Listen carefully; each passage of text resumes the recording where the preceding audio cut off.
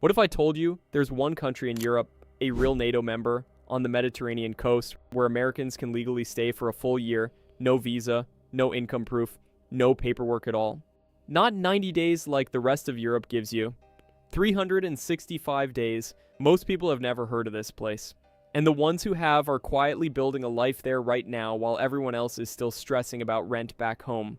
So here's the question I want you to sit with before we dive in.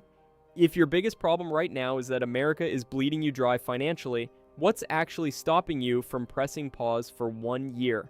Let's talk about it. Now, the first thing I need to address, because I see this in the comments every single time I talk about living abroad, is this mindset that I like to call the perfect plan trap.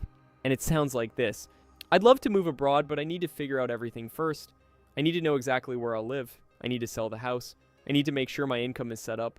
I need to know I'll love it before I commit. Sound familiar? Here's the brutal truth about that kind of thinking.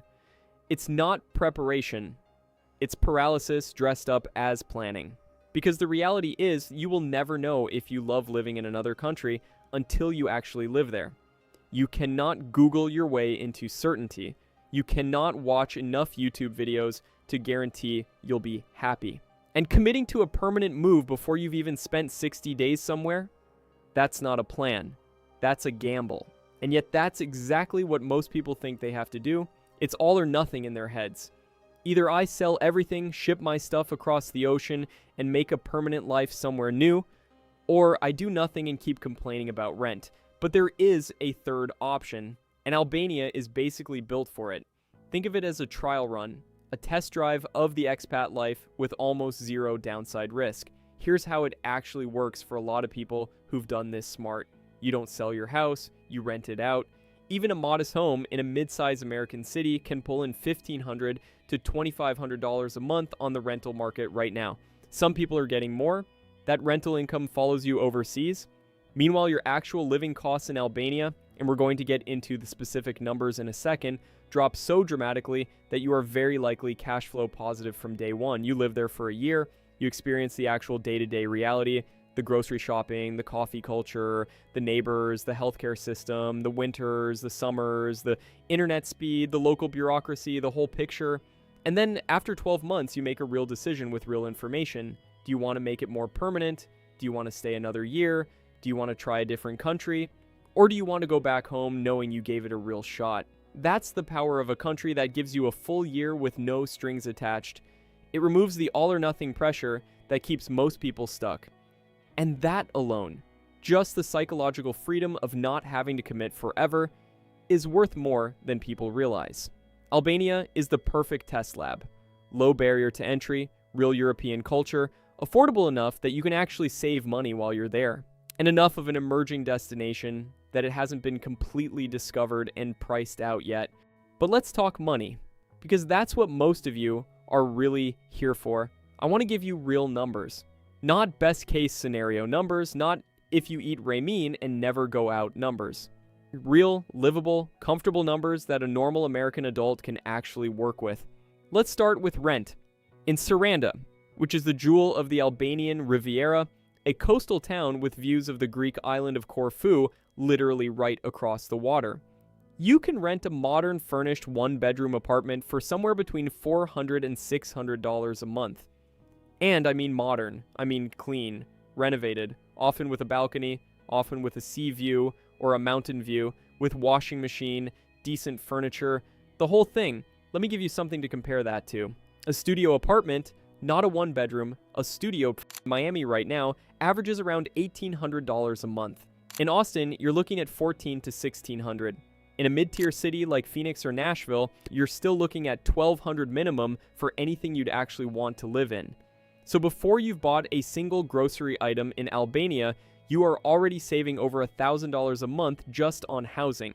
That's $12,000 a year back in your pocket before you've even opened the refrigerator.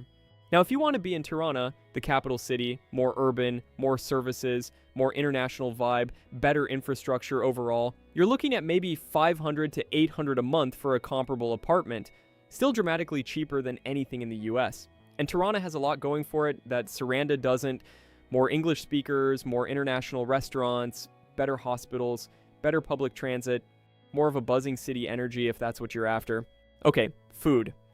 Albania sits right on the Mediterranean. That means the food culture is built around fresh vegetables, fresh seafood, olive oil, good bread, local cheese, incredible feta, lamb, grilled fish, vine-ripened tomatoes. The kind of diet that American wellness influencers charge $600 for a meal prep course to teach you. Here's what that costs in Albania. A coffee, a real espresso, the good stuff, not the watered-down diner version, costs about $1, sometimes less. Going out for dinner for 2 people, with wine, a full meal, appetizers, dessert if you want it, you are looking at somewhere between $25 and $40. That's not a hole in the wall either. That's a legitimate sit-down restaurant. Cooking at home is even cheaper. The local markets, and you'll find them everywhere, are filled with produce that costs a fraction of what you'd pay at a Whole Foods or even a regular American grocery store. A kilo of tomatoes, a kilo of peppers, fresh herbs, a whole fish, some local cheese. You can fill a shopping basket for under $15. Meal planning on $20 to $30 a week per person is genuinely achievable. Let's do a rough monthly budget for one person living comfortably in Saranda. Rent, $500. Food, eating in most nights, and dining out a couple times a week, $200 to $300. Utilities, which in Albania are quite low, $60 to $80. Transportation, mostly local taxis and occasional buses since you won't need a car in town, $50 to $75. Entertainment, coffee, going out, social life, $100 to $150. Travel insurance or basic health coverage, $80 to $120 a month depending on your age. Total, somewhere around $1,100 to $1,300 a month for a comfortable full life in a beautiful Mediterranean town. Compare that to the average American spending on rent alone. This is what financial freedom actually looks like. It's not about making more money. Sometimes it's about finding a place where your existing money goes 5 times further. Now, I promised you a hard truth section, and I'm going to deliver it, because anyone who sells you a destination without the downsides is selling you a fantasy, and you deserve the full picture. Let me be straight with you about the things that will genuinely frustrate you in Albania, because they exist, and if you go in unprepared, they will catch you off guard. Let's start with winter. Saranda is gorgeous from April through October. The sun is out, the Adriatic is warm, the outdoor restaurants are packed, life is beautiful. But November through March, it gets cold, it gets damp. And here's the thing that surprises almost every American expat who hasn't done their research. Most Albanian apartments, especially the cheaper ones, do not have central heating. What they have is an AC unit that doubles as a heat pump. And while that technically works, it does not heat a stone apartment the same way a forced air system or radiator heat does. You will be cold sometimes. You will feel it in your bones on February nights in a way that you might not expect from a country that looks sunny in all the Instagram photos. You need to know this going in. Either budget for a well-heated apartment specifically, or go in expecting to wear layers and maybe buy a small electric heater. This is not a deal breaker, but it is a reality check. Second hard truth, language. In Tirana and among younger Albanians, almost anywhere in the country, English is pretty solid.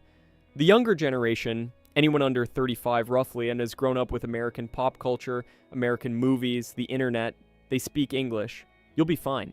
But step outside the tourist zones, go to a rural area, try to deal with an older landlord or a local government office or a doctor at a public hospital who's 60 years old, and you may find yourself completely lost. Albanian is not an easy language. It's not related to any other language you probably know. There's no Latin base, no Germanic structure to hang your hat on. It's its own thing. And while Google Translate will save you constantly, it won't save you in every situation. This isn't a deal breaker either. But it does mean you need to be the kind of person who's comfortable with some daily friction and uncertainty. If you need everything to be smooth and easy and perfectly communicated, Albania will test your patience. Third hard truth, infrastructure. Albania is not Switzerland. It is not Germany. It is not even Portugal in terms of development level. Power outages happen. They're not constant. They're not every day, but they happen, especially in summer when demand spikes, and in rural or coastal areas that are less prioritized on the grid. Internet is generally decent in cities and tourist areas, but it can be inconsistent. Roads outside of major routes can be rough. Public transportation is functional, but not exactly predictable. Think of it this way. Albania is developing Europe. It is moving fast. The infrastructure improvements over the last decade have been significant and things are getting better every year, but it is not there yet. If you are coming from a place where everything works all the time and that's your baseline expectation, you will need to adjust. And honestly, this is where mindset becomes everything. If you approach Albania as, this is my new perfect home and everything should work perfectly, you will be miserable. You will count every frustration, you will compare everything to the US and feel cheated. But if you approach it as an adventure, as a chapter, a reset, a deliberate experiment in living differently, those same frustrations become stories. They become things you laugh about. The night the power went out and you sat on the balcony with candles and a bottle of local wine, watching the lights flicker across the bay of Saranda. The time you tried to explain your order to a waiter who spoke no English and ended up with something you'd never have ordered yourself, and it was the best thing you'd eaten in months. Albania is not a retirement destination in the traditional sense. It's not the place you go to coast to the finish line in maximum comfort. It is a place you go to reset your finances, reset your perspective, and decide what the next chapter of your life actually looks like, from a position of financial stability instead of financial panic. That distinction matters enormously. Now let's talk about healthcare, because this is the one that genuinely scares people, and it should get your attention, but it shouldn't scare you off entirely. Here's the real deal. Albania has public hospitals. They exist. They function at a basic level. But the honest truth is that most expats and most Albanians who can afford to use private clinics, not public hospitals. And the good news is that private healthcare in Albania is dramatically cheaper than anything you've experienced in the United States. A doctor's visit at a private clinic in Tirana or Saranda runs about $25 to $40 out of pocket. No insurance required. Just walk in and pay. A dental cleaning might be $20, basic diagnostic tests, blood work, that kind of thing. A fraction of what you'd pay in the US even with insurance. For routine care, you're fine. For something serious, a major surgery, a complex cardiac event, a genuine medical emergency, you're going to want to have a plan. And that plan should involve travel insurance. For Americans under 40, travel insurance with decent medical coverage runs about $40 to $80 a month. For people in their 50s, closer to $80 to $120. For seniors, you'll want to shop around, but a solid policy is generally in the range of $100 to $150 a month. Even at the high end, you're still spending a fraction of what American health insurance premiums cost. The rule of thumb that most expats live by in Albania is this: travel insurance for the big stuff, private clinics for the small stuff, public hospitals as a last resort for emergencies when nothing else is available. I've done the research on this, so you don't have to. The link in the description takes you directly to the plan most expats in this region actually use, and you can get a quote in under 2 minutes. Worth checking before you book your flights. Know this going in. Build it into your budget. Don't skip the insurance thinking you'll be fine. That's the mistake people make in every country. But don't let the healthcare situation be the thing that stops you either. With proper coverage and a willingness to use private clinics, most Americans in Albania feel more taken care of health-wise because they can actually afford to go to the doctor regularly than they did back home, where every visit meant a $200 copay and a deductible they'd never meet. Now I want to take a second and zoom out, because I think some of you might still be sitting there going, okay, but why Albania specifically? Why not just stay in the 90-day Schengen zone and bounce between countries? Why not just go to Mexico or Colombia, where a lot of Americans are already building expat communities? Fair questions. Let me answer them. The Schengen bounce, hopping between countries every 90 days, sounds fun until you realize how exhausting and expensive it actually is. You're constantly moving. You can't settle. You can't build any kind of routine or community. Your rent is always temporary, so you're almost always paying more. And you're still technically in legal gray territory, because some countries are starting to enforce the spirit of the law, not just the letter of it. Mexico is genuinely great, and I'm not here to knock it. But Mexico has started paying more attention to Americans who arrive without demonstrating financial solvency. The income requirements aren't always enforced at the border, but they exist, and they're getting stricter as Mexico grapples with the fact that American and Canadian remote workers are driving up housing costs in places like Mexico City, Oaxaca, and Guadalajara. It's becoming a more complicated conversation. Colombia, similar story, great country, increasingly popular, and the regulations are evolving. Albania has none of those complications right now. The law is simple.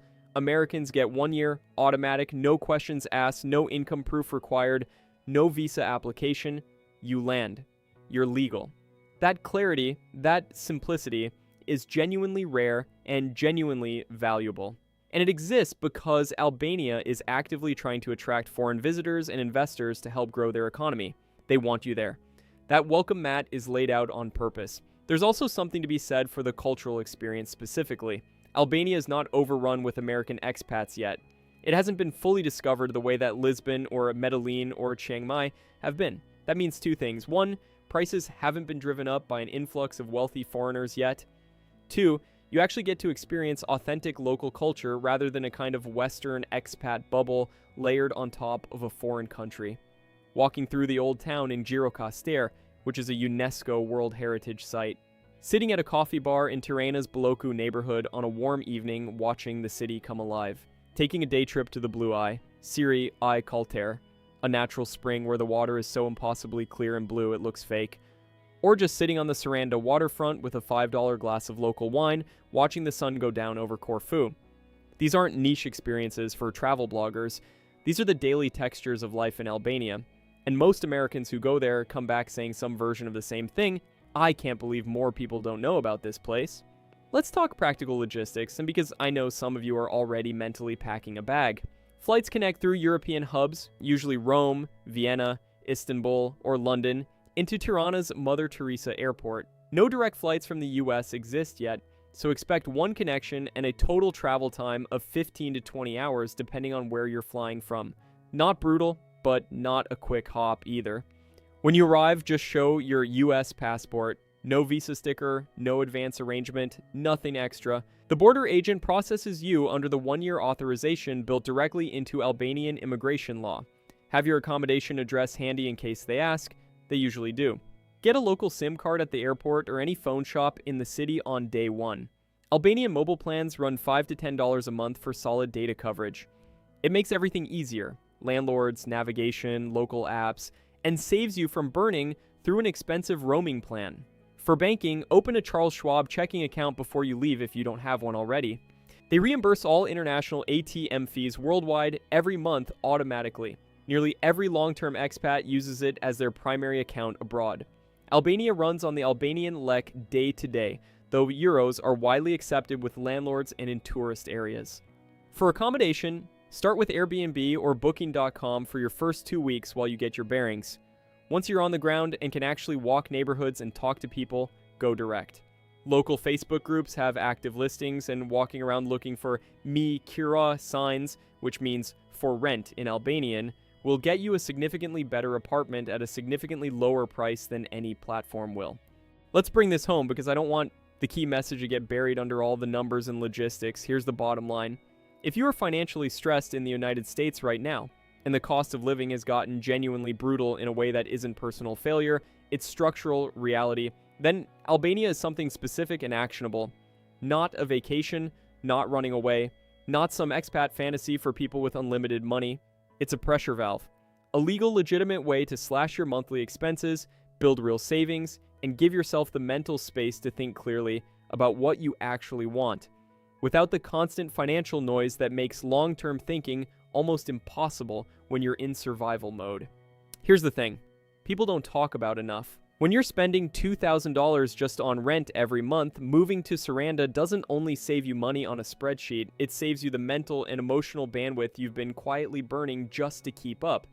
That bandwidth is where real decisions get made. That's where you actually start building something. And here's what I've seen happen to people who do this. Somewhere around month 3 or 4, something shifts. The low-level financial anxiety that had become so constant they stopped noticing it starts to lift. They sleep better. They think more clearly. They start having energy for things beyond just surviving the week.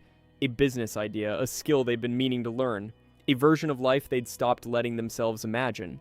Some stay longer than a year. Some come back to the US with a real savings cushion and a plan they couldn't have built while bleeding money at home. Some use Albania as a launchpad into Montenegro, North Macedonia, Georgia, other doors opening in similar ways. But every single one of them says the same thing. They wish they'd done it sooner. The mistake I don't want you to make is the one I talked about at the beginning, the perfect plan trap. Waiting until every variable is settled before you take any action. Because here's what happens when you do that. More time passes, prices go up more, the financial stress compounds, and the window of opportunity either narrows or disappears. Albania's 1-year automatic authorization for US citizens is written into their current law. Laws change, policies change. Countries that are currently undiscovered get discovered and prices rise. The window that exists right now is real, but it's not guaranteed to look exactly the same in 3 years. The people who thrive as expats are not the people who had the most perfect plan.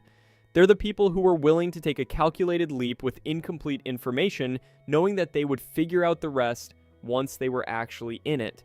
And Albania, specifically, is one of the lowest risk versions of that leap you can take. You're not burning any bridges. You're not selling anything you don't want to sell. You're giving yourself 1 year, one contained, legal, affordable year to test a completely different way of living. 1 year in the Balkans, 1 year of Mediterranean food and Adriatic sunsets and drastically lower bills. 1 year of finally being able to save money instead of watching it disappear. So, let me leave you with this. 5 years from now, which version of yourself do you want to be? The one who kept saying, maybe someday, while the bills kept climbing? Or the one who took one calculated year, figured out what was actually possible, and built something real from that foundation? That's not a rhetorical question. Think about it seriously. Because the answer changes what you do next.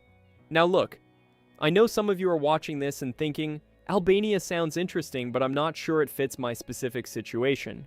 Maybe you need more amenities, maybe you have a family, maybe you have health considerations that make Albania feel riskier than it would for a healthy 35-year-old. That's completely valid. Albania is one option among several. And that's exactly why, in my next video, I'm taking you through 7 countries, spread across multiple continents, that do not require $3,000 a month in provable income to qualify for a long-term visa or residency. Having a plan B doesn't mean you hate America. It means you're smart enough to know that optionality, the ability to make a real choice instead of being trapped, is one of the most valuable things you can build for yourself right now. Albania is one door. There are others. The question is, are you ready to start opening them? I'll see you in the next one.